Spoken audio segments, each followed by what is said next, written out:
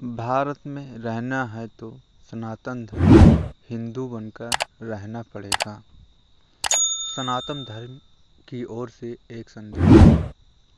वसीम रिजवी के इस्लाम छोड़कर हिंदू धर्म अपनाने के बाद इस बात का कहीं न कहीं हमें बल मिल रहा है कि अब ये फैसला करने वालों की संख्या में इजाफा हो रहा है। इससे पहले इंडोनेशिया के संस्थापक की पुत्री सुकमावती सुकर्णोपुत्री ने भी ऐसा ही किया था।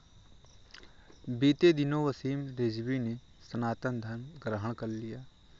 इसके पहले इंडोनेशिया के संस्थापक और प्रथम राष्ट्रपति की पुत्री सुकमावती सुकर्णोपुत्री ने इस्लाम छोड़कर विधिवत हिंदू धर्म स्वीकार कर लिया था। मुस्लिम देशों में इस्लाम छोड़ने, उस पर विश्वास न रखने और इस्लामी मान्यताएं ठुकराने वाले मुसलमानों की संख्या तेजी से बढ़ रही है। सुकर्णोपुत्री जैसी बड़ी हस्ती द्वारा इस्लाम छोड़ने पर दुनिया के इस्लामी नेताओं से कोई धमकी न आना भी एक संकेत है। कुछ समय पहले कनाडियन अफ्रीकी मौलवी बिलाल फिलिप्स ने इस्लाम छोड़ने की सुनामी आने की आशंका जताई थी। प्रसिद्ध अरब विशेषज्ञ डॉक्टर डैनियल पाइप्स का अवलोकन भी ध्यावत है। हार्वर्ड विश्वविद्यालय में पढ़े पाइप्स कई दशकों से अरब मामलों के अध्ययन करता है। उनका भी मानना है कि मुस्लिम जगत में अपने मजहब से दूर होना जंगल की आग सरीखा फैल रहा है। इस्लाम छोड़ने वाले ठसक से यह बता भी रहे हैं जो पहले कभी नहीं हुआ था। अभी तुर्की मूल की लाले गुल ने एक संस्मरण पुस्तक में जीना चाहती हूँ लिखकर अपनी घोषणा की। वह पुस्तक तुर्की में सर्वाधिक बिक रही है। यह अब अनेक मुस्लिम देशों में हो रहा है। दुनिया में इस्लामी संगठनों सत्ताओं के काम बयान ही सुर्खियों में रहते हैं। उसके विपरीत प्रतिक्रिया अपेक्षाकृत चर्चाहीन रहती है। पर अब यह बदल रहा है। इस्लामिक स्टेट, तालिबान आदि के कारनामों ने मुसलमानों के एक वर्ग में राजनीतिक इस्लाम पर बुनियादी संदेह भी पैदा किया है। यह मुख्यतः 4 रूपों में व्यक्त हो रहा है।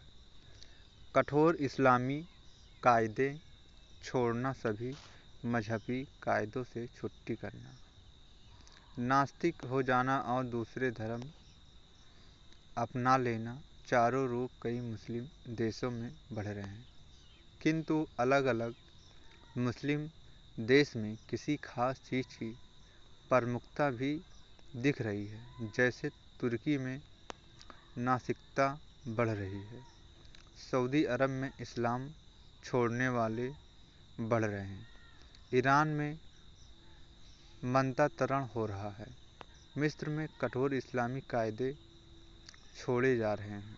यह सब स्वतः हो रहा है। इसमें किसी बाहरी कारक या जिक्र नहीं आया है।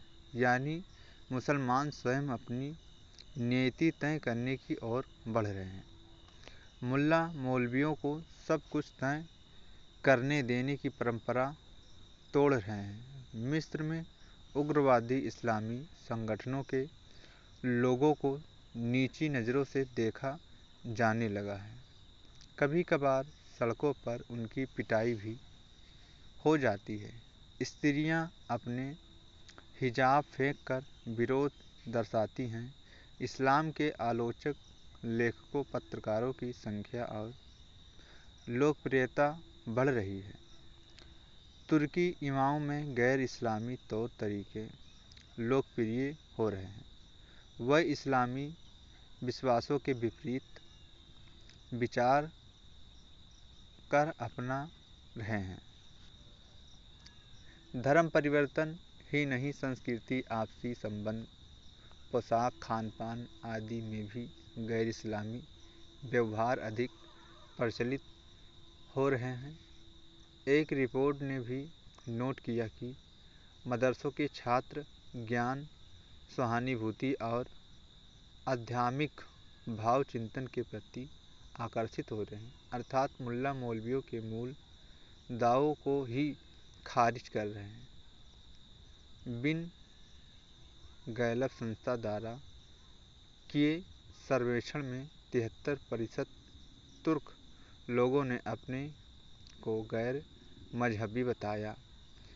किसी मुस्लिम देश में अपने मजहब से उदासीन लोगों की यह सबसे बड़ी संख्या है। बिन गैलप के सर्वेक्षण में 5% सऊदी अरब नागरिकों ने अपने को पक्का नास्तिक कहा।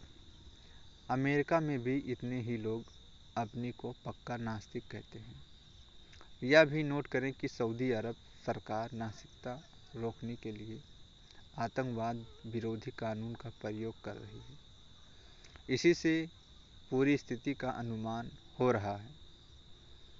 वहीं दूसरी ओर सरकार शिक्षा, संस्कृति, अर्थव्यवस्था में गैर इस्लामी चीज़ें मंजूर कर रही है। गैर मुसलमानों के लिए निषिद्ध कुछ क्षेत्र अब सबके लिए खोले जा रहे हैं। साफ है, वहाँ इस्लामी मत का निर्विवाद एकाधिकार अब पहले जैसे नहीं रह गया। यदि नागरिकों को स्वतंत्रता मिले तो स्थिति कुछ भी हो सकती है। ईरान में क्रिश्चियनिटी का प्रभाव बढ़ रहा है।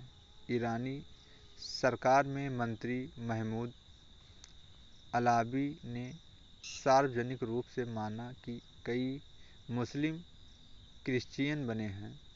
मंत्रियों की टिप्पणियां इक्की दुक्की घटनाओं पर शायद ही होती हो। इस्लाम से दूरी बना रहे मुसलमान केवल मजहब ही नहीं बल्कि परिवार, सामाजिक संबंध, राजनीति आदि में भी इस्लामवादियों के विपरीत रुख ले रहे हैं। वह स्वतंत्रता पूर्वक सोच विचार कर रहे हैं और मजहबी निर्देशों के अनुसार चलने से इनकार कर रहे हैं। इजराइल से अनेक मुसलमान देशों के संबंध बढ़ना भी एक तथ्य है। इस्लाम छोड़ने वाले मुसलमान यूरोप, अमेरिका में भी हैं। प्यू रिसर्च के एक आकलन के अनुसार अमेरिका में सालाना 1 लाख मुसलमान इस्लाम छोड़ते हैं। फ्रांस में सालाना 15,000 मुसलमान दूसरे धर्म अपनाते हैं। यह उन देशों में कुल मुस्लिम जनसंख्या के हिसाब से मामूली है, किंतु रुझान के रूप में वहाँ भी मौजूद है। एक बिल्कुल नई बात यह है कि अब इस्लाम छोड़ने वाले संगठित होकर यह अकेले अपनी बातों का प्रचार भी कर रहे हैं।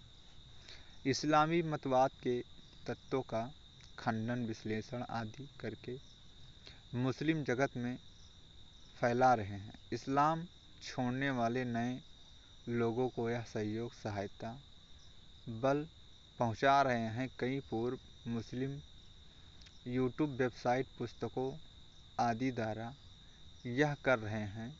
उन्हें सुनने पढ़ने वालों की संख्या काफ़ी है।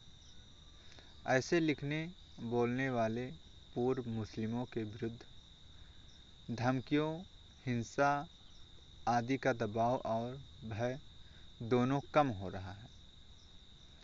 यह स्वाभाविक है, जब निर्भीक लोगों की संख्या बढ़ती है तब धमकी देने वालों का मनोबल कमज़ोर ही होता है।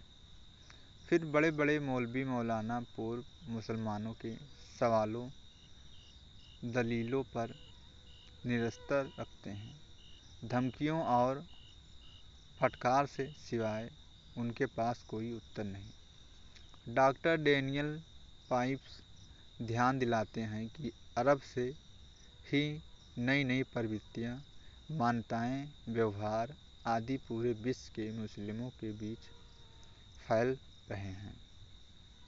जैसे खास वेशभूषा, वहाबीवाद, अलकायदा, इस्लामिक स्टेट आदि सभी प्रमुख आंदोलन या तरीके वही से दुनिया के मुसलमानों में फैले।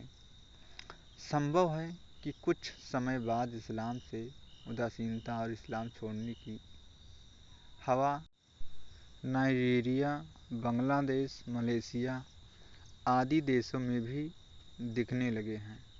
भारतीय मुसलमानों में भी सकारात्मक दबाव संभव है, क्योंकि पूरे विश्व में सबसे अधिक और अग्रणी बौद्धिक मुसलमान भारत से ही हुए हैं। तो ये कहानी आपको कैसे लगी हमें कमेंट में ज़रूर बताएं और हमारे चैनल को लाइक एंड सब्सक्राइब जरूर करें। जय श्री कृष्णा, राधे राधे।